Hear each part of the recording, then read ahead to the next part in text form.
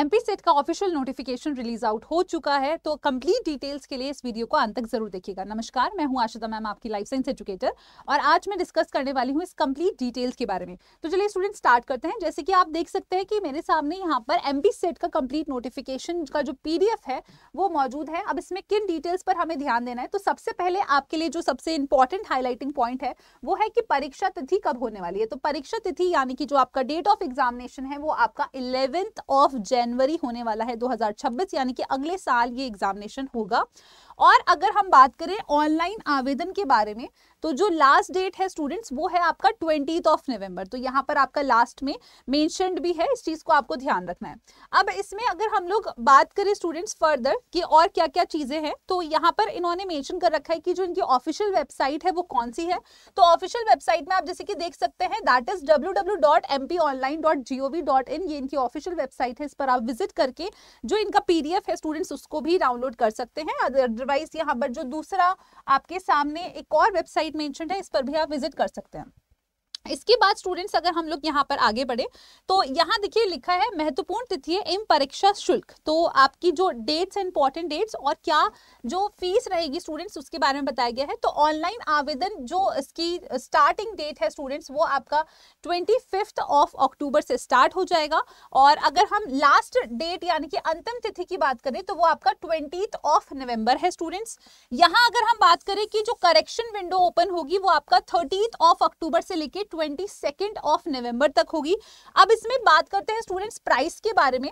तो अगर आप यहाँ पर अगर आप देखेंगे कि लिखा है कि मध्य प्रदेश के मूल निवासी, अगर आप वहां के निवासी हैं स्टूडेंट्स, राइट, मध्य प्रदेश के ही सिटीजन हैं, तो इसमें आपको जो फीस पे करनी होगी वो लगभग 250 होगी। अब इसमें लिखा है कि अन्य श्रेणी के जो अगर यहाँ पर मध्य प्रदेश के बाहर के निवासी हैं उनको 500 रुपए देना होगा फीस। और त्रुटि सुधार के लिए स्टूडेंट्स, यानी कि अगर आप जो भी करेक्शन करेंगे तो उसके लिए आपको 50 प्रति सुधार सत्र जो है ये आपको फीस देनी पड़ेगी। इसके बाद नेक्स्ट और क्या इंपॉर्टेंट है डिटेल्स उसको भी देख लेते हैं यहाँ पर, ठीक है। तो इसमें कंप्लीट डिटेल्स आपको दिखा रखी हैं। तो इसमें आपको मेंशन कर रखा है कि अगर आप इन केस पेमेंट में डिले कर देते हैं, लेट हो जाता है, तो उसके लिए स्टूडेंट्स, या लेट अगर आप सबमिट करते हैं तो आपके लिए उसकी डेट बता रखी है कि 21 नवंबर से लेकर 28 नवंबर तक 3000 रुपए इसमें आपका रहेगा। और करेक्शन के लिए भी स्टूडेंट्स 50 रुपए जैसे कि यहाँ पर बताया गया है, ठीक है ना। तो विलंब शुल्क के साथ ऑनलाइन आवेदन पत्र भरने की तिथि भी यहाँ पर बताई गई है कि अगर आप डिले हो जाते हैं तो उसके उन्होंने यहाँ पर डेट्स बता रखी है। नेक्स्ट अगर हम बात करें तो यहाँ पर लिखा है न्यूनतम शैक्षणिक योग्यता, मतलब आपकी जो एसेंशियल क्वालिफिकेशन है वो क्या होनी चाहिए। तो देखिए अगर किसी भी सेट एग्जामिनेशन के बारे में बात करें तो सब जगह यही होता है कि मास्टर्स में आपके पास लगभग 55% मार्क्स होने चाहिए अगर आप जनरल कैटेगरी में हैं। अदर कैटेगरी में है तो थोड़ा सा 5% का रिलैक्सेशन मिल जाता है। साथ ही में आपके पास अगर हम बात करें तो यहाँ पर भी सेम ही कंडीशन रहेगी, ठीक है। तो अब यहाँ पर भी देख लीजिए क्या चीज मेंशन है। तो यहाँ पर ये लिखा है अभ्यर्थी केंद्रीय अधिनियम या फिर राज्य अधिनियम द्वारा स्थापित किसी विश्वविद्यालय या शैक्षणिक संस्थान या विश्वविद्यालय, इसमें इस तरीके से ये पूरा चीज मेंशन करी गई है। तो ये देखो मिनिमम आपकी वही चीज बता रखी है कि 55% होना आवश्यक है, ठीक है। और नेक्स्ट अगर मैं इसको थोड़ा सा डिटेल में ना जाने की बजाय मैं थोड़ा सा इसमें आपको शॉर्ट में बता देती हूँ कि क्या क्या कंडीशंस हैं। तो इसमें वही चीज आपकी मेंशन है कि मिनिमम 55% जो है वो आपकी योग्यता जो है वो रहती है। और 50% जो है स्टूडेंट्स अगर आप मतलब अगर रिजर्व्ड कैटेगरी में आते हैं तो उस कंडीशन में।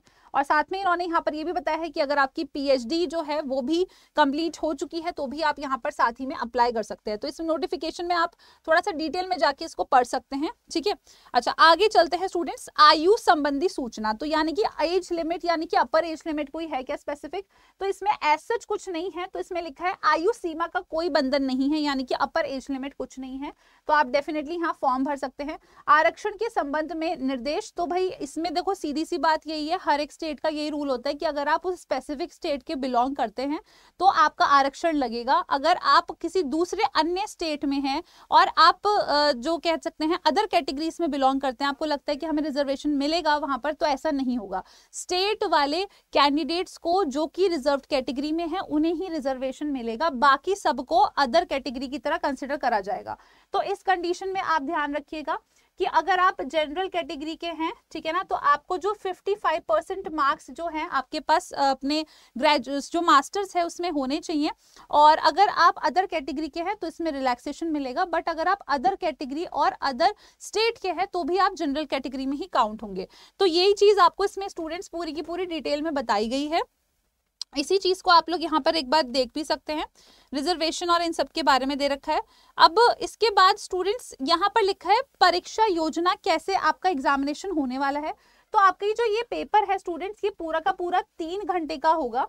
और इसमें अगर हम बात करें तो 2 प्रश्न पत्र यहाँ पर लिखे गए हैं। तो क्या कंडीशन होने वाली है जरा देख लेते हैं स्टूडेंट्स।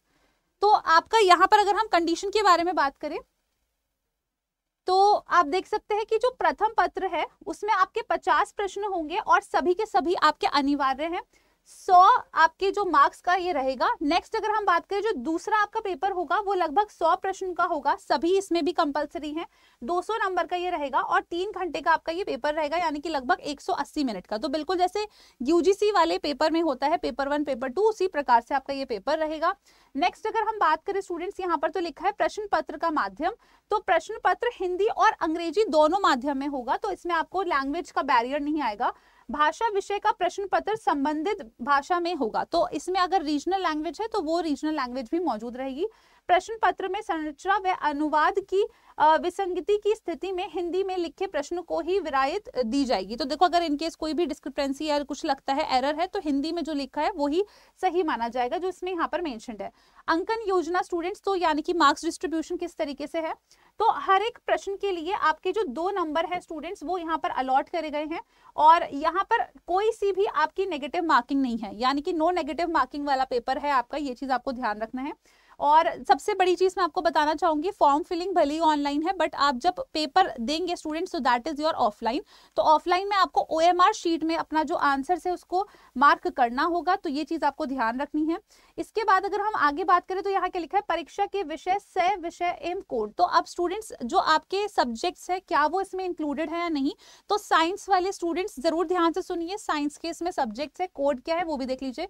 जैसे कि केमिकल साइंसेस के अगर कोई भी एस्पिरेंट्स है तो इसमें आपका general paper on teaching and research aptitude आएगा, साथ में ये आपका सब्जेक्ट वाले में आएगा, तो इसका 0-1 रहेगा स्टूडेंट्स। इसी तरीके से आप कॉमर्स में देख सकते हैं, कंप्यूटर साइंस है, क्रिमिनोलॉजी है, डिफेंस एंड स्ट्रेटजीज, इंग्लिश दे रखा है, अर्थ एटमॉस्फेरिक एंड ओशन दे रखा है, geography, Hindi, history, home science, law, library and information, life sciences. तो लाइफ साइंसेस में जरा देख लेते हैं, botany, zoology, biochemistry, microbiology, biotechnology, biosciences, environmental sciences, bio informatic sciences, fisheries, aquaculture, limnology and entomology. तो ये सभी कैंडिडेट्स जो हैं ये अपना पेपर लाइफ साइंसेस यानी कि जीव विज्ञान में ये भर सकते हैं। कोड भी आप यहाँ पर देख सकते हैं स्टूडेंट्स। तो इसी तरीके से आपको जो डिफरेंट डोमेन्स हैं स्टूडेंट्स, साथ ही में देखिए यहाँ पर लिखा है genetics, genetic engineering, life sciences, industrial microbiology and seed technology, management है, मराठी है, मैथमेटिकल साइंस है, म्यूजिक है, परफॉर्मिंग आर्ट्स है, फिजियोलॉजी, फिजिकल एजुकेशन है students, physical science, political science, psychology, Sanskrit, sociology, Urdu, visual arts and yoga. तो ये सभी आपके पास यहाँ पर सब्जेक्ट्स दे रखे हैं। इसके बाद अगर हम लोग बात करें तो यहाँ पर आपको ये चीज मेंशन कर रखी है कि मास्टर्स में आपके पास क्या होना चाहिए आपके अपने डिफरेंट सब्जेक्ट्स के साथ साथ। तो अगर आप जैसे मास्टर ऑफ साइंस आपने कर रखा है या master of commerce, library science ये सब कर रखा है तो definitely you can apply for this examination. इसी के साथ आपका जो कह सकते हैं स्टूडेंट्स जो एग्जामिनेशन सेंटर है वो कहाँ कहाँ हो सकते हैं और उसके अनुसार इसके कोड भी बता रखे हैं, जैसे इंदौर, भोपाल, ग्वालियर, जबलपुर, रीवा, सतना, सागर, उज्जैन। ठीक है, तो ये सारे आपको यहाँ पर इस तरीके से सारे जो सिटीज हैं जहां पर सेंटर होंगे वो बता रखे हैं। तो शहर चयन के संदर्भ में आवश्यक निर्देशक तो वो आप इसमें थोड़ा सा गो थ्रू कर सकते हैं, अपना जो भी सिटी ऑफ चॉइस आपका रहेगा।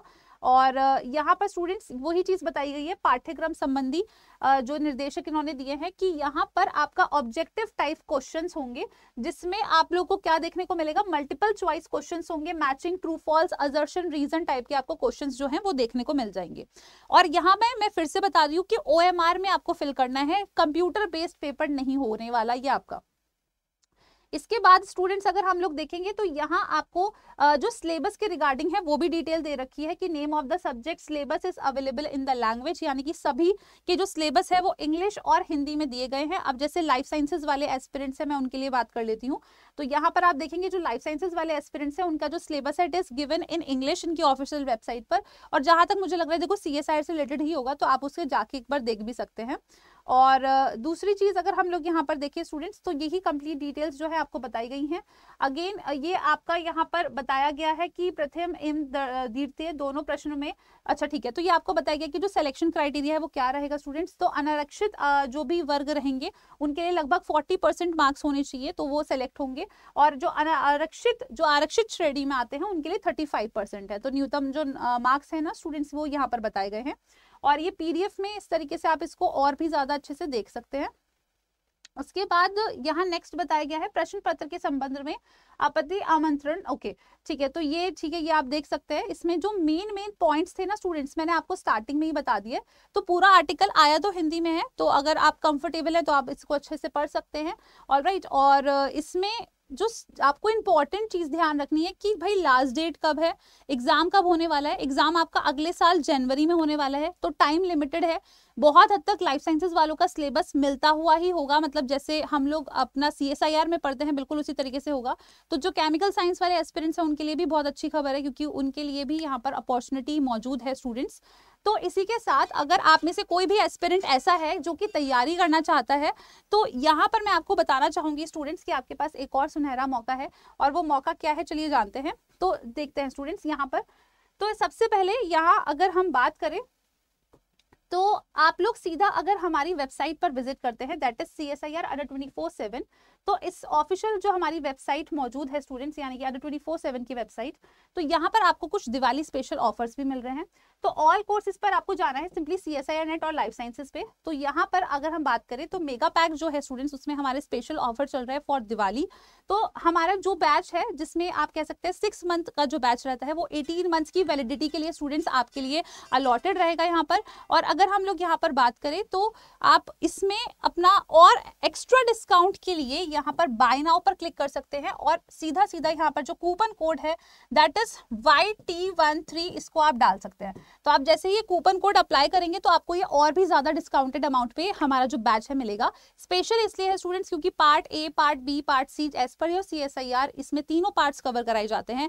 अगर आप MP सेट के लिए तैयारी कर रहे हैं तो yes the syllabus will be very much similar to CSIR और उससे आसान ही होगा। तो definitely you can enroll into this batch ताकि आप अपना जो MP सेट की तैयारी है वो भी बहुत बेहतरीन तरीके से कर सके। सो स्टूडेंट्स, और साथ ही में नॉट दिस बैच, अगर मैं बात करूं तो MP सेट के लिए भी आपके लिए है एक और बैच यहाँ पर, ठीक है ना। तो वो चीज भी मैं आपको दिखा देती हूँ यहाँ पर। तो इसके लिए भी MH सेट के लिए है यस। तो MP सेट के लिए अगर आप करना चाहते हैं एनरोल तो आप इसमें भी इसके माध्यम से कर सकते हैं, क्योंकि सिलेबस बहुत हद तक जितने भी सेट एग्जामिनेशन होते हैं CSIR से रिलेटेड ही रहता है अगर आपका साइंसेज में सब्जेक्ट आता है तो। सो मैं उम्मीद करती हूँ कि ये वीडियो आप सभी के लिए यूजफुल रही होगी। और अगर कोई भी क्वेरी है स्टूडेंट्स तो आप कॉमेंट बॉक्स में जरूर पूछ सकते हैं। और इससे का अगर आप PDF भी चाहते हैं तो आप मेरे साथ कनेक्ट कर सकते हैं ओवर माय टेलीग्राम चैनल। तो उसके लिए आपको सिंपली सर्च करना है CSIR Under 24/7 Ashita ma'am life sciences, तो उसके माध्यम से you can connect with me. Alright, so धन्यवाद, मिलते हैं इसी तरीके से नेक्स्ट वीडियो में।